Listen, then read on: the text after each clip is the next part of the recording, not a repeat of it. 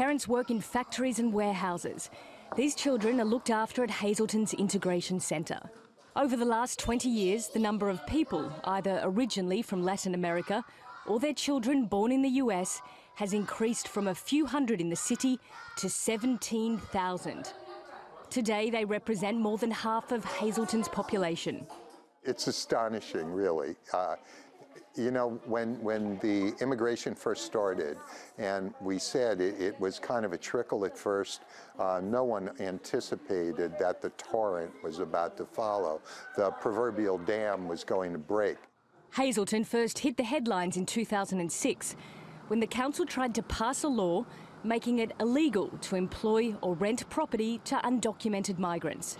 When the mayor tried to create this act against, illegal, and this is what I say, he tried to close a door for them, and instead of doing that, he opened a window.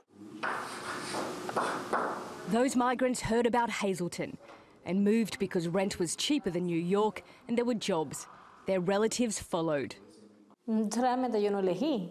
I didn't pick the place. My husband came here first and he loved it. So when I came to the US, I came here and we stayed. Hazleton is struggling to cope with the pace of change.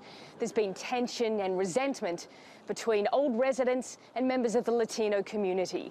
And as US President Donald Trump fires up the anti-immigrant rhetoric, some of those old divisions are starting to come back.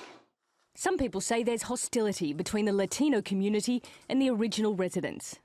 It's adversarial. It's as if an invisible wall exists between them. I, as a white woman, can go into a bar, order a beer, sit down, and around other white locals hear talk that is very vicious, very malicious, and even at times genocidal.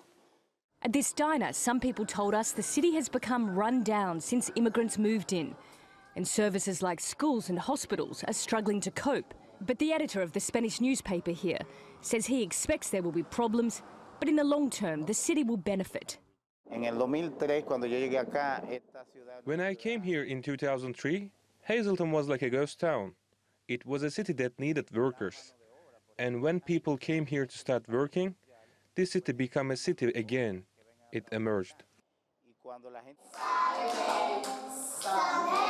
Right now, there's no stopping the Latino wave sweeping through places like Hazleton. And there's very little the Trump administration can do to stop it. Nicole Johnston, TRT World, Hazleton, Pennsylvania.